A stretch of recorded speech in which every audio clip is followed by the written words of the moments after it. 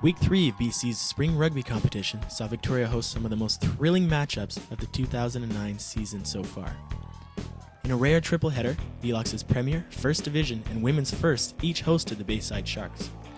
Premier side Castaway Wanderers hosted Maryloma, the Women's UVic Vikes hosted the Port Alberni Black Sheep, James Bay Premier side hosted Week 2's CDI Premier League table leader, Capilano RFC. The intensity was high on Saturday as each side left everything on the field.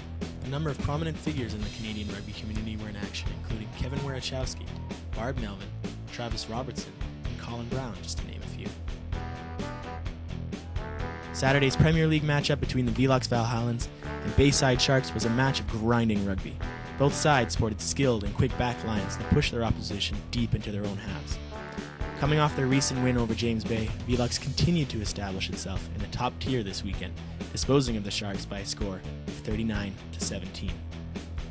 In a highly anticipated match, the Castaway Wanderers hosted Maryloma in an extremely tight affair.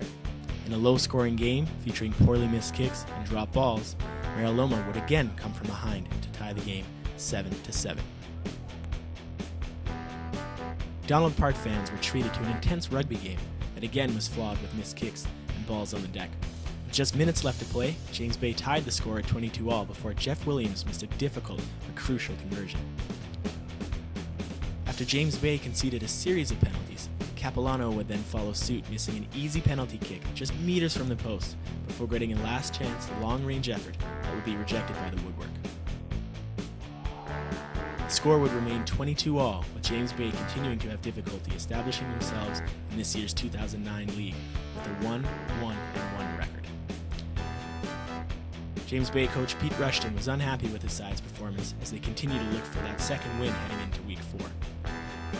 Not real happy from my perspective. I thought we made about 5-6 errors in the game that normally we never make, and they really capitalized on them.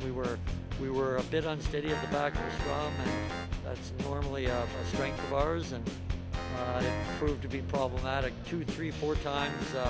So we've got to correct that. But overall, it was good to see that kind of competition for sure. I've only seen 3 teams, but when you look at the scores and based on knowledge of players and from last year, I see at least a half a dozen teams that are very, very competitive, and on any given week, if you're not prepared and you're not willing to do what needs to be done, then you're going to pay for it. So, like I say, at least a half a dozen teams that are pretty high quality, and it's just great to see that kind of competition. In other CDI Premier League action, the UVic Vikes defeated the UBC Old Boys by a score of 22-15.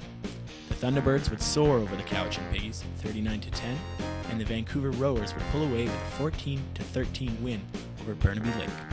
In Victoria, Andrew Smith reporting.